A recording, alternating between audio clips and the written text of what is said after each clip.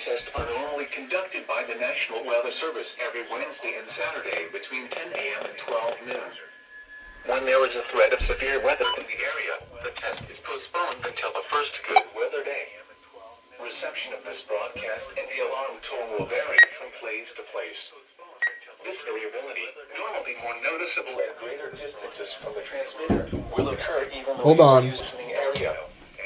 Bibb, Blunt, Chilton, Coosa, Jefferson, St. Clair, Shelby. This has been a test of the new weather radio warning alarm device. We now return to our normal programming. Jefferson, Randolph, St. Clair, Shelby, Talladega, and Tallapoosa counties. In Georgia, this includes Carroll County. This has been a test of the new weather radio warning alarm device. We now return to our normal programming.